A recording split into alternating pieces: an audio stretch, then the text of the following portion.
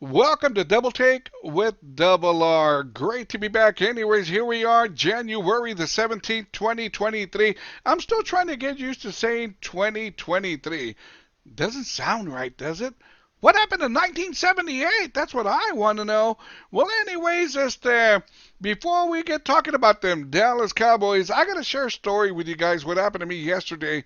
Um, on my way to my son's house. Went to my son's house to go check out the Cowboys and the Buccaneers, but when I was on my way over there, I said, I better pick up a six-pack of beer. Be on the safe side. Make sure I got some of the beer that I want to drink, right? So anyways, I stopped by the ever so popular to buy a beer, Walgreens.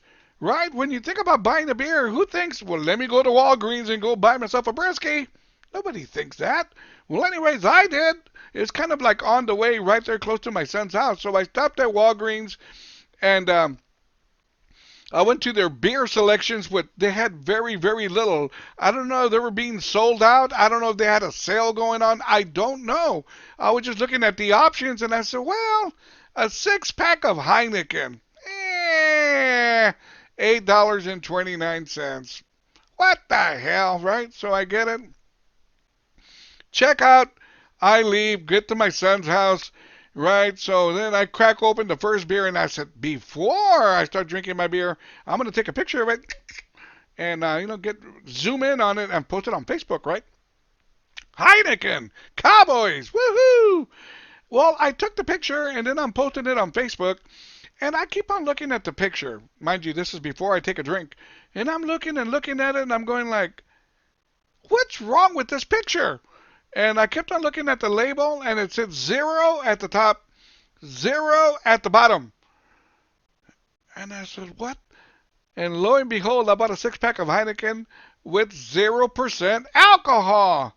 Who drinks 0% alcohol, man? I don't. I know there be some people out there, not me.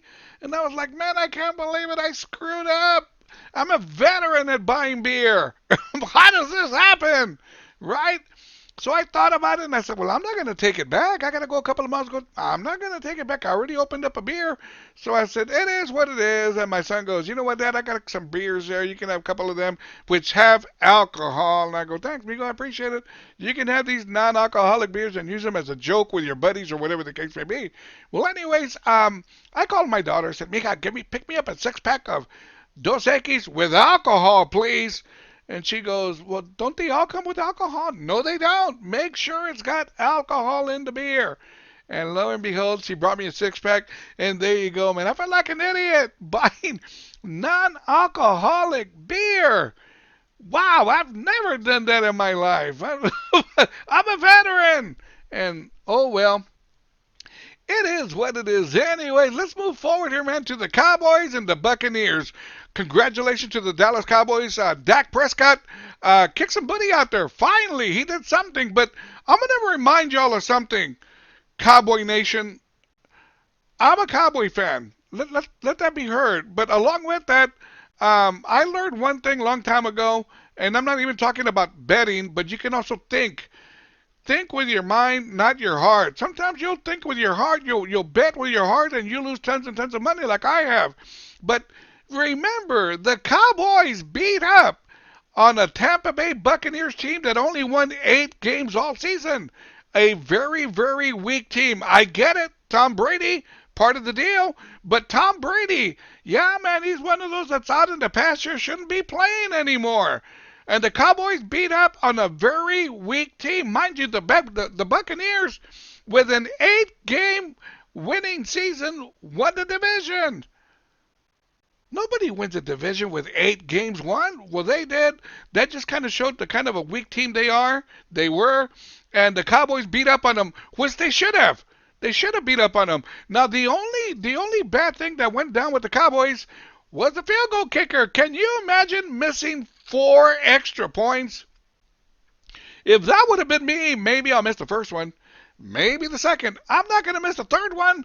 And absolutely, positively, am not going to miss 4 in a row. I would have made one of those. Well, he missed them, and so be it. He's usually a really, really good kicker. But oh well, it is what it is. And now we look forward to the game between the 49ers and the Cowboys this coming Sunday. We're going to be talking about that in just a little bit. So, look, like I said, reminder, Cowboy Nation, don't forget, the Cowboys beat up on a weakling team. Now, the challenge, they will impress me when they take on the 49ers this coming Sunday. The 49ers won 13 games this past season. They're a heavy hitter, man. So, look, if the Cowboys get past the 49ers, now we're talking. But until then, let's see what happens. Now, that being said, let's see. I got a couple of news stories for you here. Let's see what the hell's going on. We'll go right here. There is a DoorDash driver's TikTok video that's gone viral because the DoorDash driver picked up an order of Arby's for a customer. Well, the customer, as the driver was driving to the customer's house, the customer screwed up because you can always put your tip when you're doing DoorDash, Uber Eats, blah, blah, blah. You can put it when you place your order. You can put it when the driver's on your way to your house, or you can put it after it's delivered. Well, this customer decided to place his tip while the driver was taking the order to his house, his Arby's order, and the customer gave the driver $1. I get it. $1 is better than zero. I get it. But come on, somebody gives you $1. There you go. Have a good time. Really? Really? Come on. You know, I've been in that predicament. I do Uber and Lyft, not Eats, just passenger. And sometimes I'll get $1. Many times I'll get more than that. But when they give you $1, I wish I could just get that $1 and say, no, there you go, man. Keep it. Go buy yourself some dinner. Go see a movie. Go buy yourself a 6-pack of Heineken, zero alcohol. Right? But it is what it is, man. But like I said, $1's a dollar. Hey, man, you got to take it from wherever it comes. I'll take the $1. $1 is better than zero. Only to me, it's a matter of consideration, appreciating someone's service. A little bit more always helps. It really, really does. Now, let's move on here. Check this out. There is a person that is on death row. Well, was on death row. Now, I don't know if you guys know this or not, but when somebody's on death row, they usually give them one last meal. They can pick whatever meal they want, one last meal. Now, before I give you whatever this man wanted to eat, check this out. This is what this man did to put himself on death row. This former grocery store butcher used his meat carving knives to dismember a person before scattering his remains in an alligator-infested bayou back in the year 1996. But yet they want to give him a last meal. Right? Isn't that crazy? The person he killed didn't get his last meal. The only other person that got their last meal, well, actually their in-between meals, were the alligators. Right? Well, anyway, check this out. This is what this man ordered for his last meal. He requested one Pizza Hut medium super supreme deep dish pizza, double portion, with mushrooms, onions, jalapenos, peppers, pepperoni, all that good stuff. And wow, ranch dressing, one family-sized pack of Doritos nacho cheese. Now he's being picky, right? 8-ounce jalapeno nacho cheese, 4 ounces of sliced jalapenos, 2 large strawberry shakes, 2 20-ounce cherry Cokes, 1 super-sized order of McDonald's fries with extra ketchup and mayonnaise, and 2 pints of strawberry ice cream. All of this for his last meal. According to news reports, the man sampled this, sampled that, sampled this, sampled that, and all that other good stuff for his last meal. I don't get it, man. I really don't get it, but it is what it is.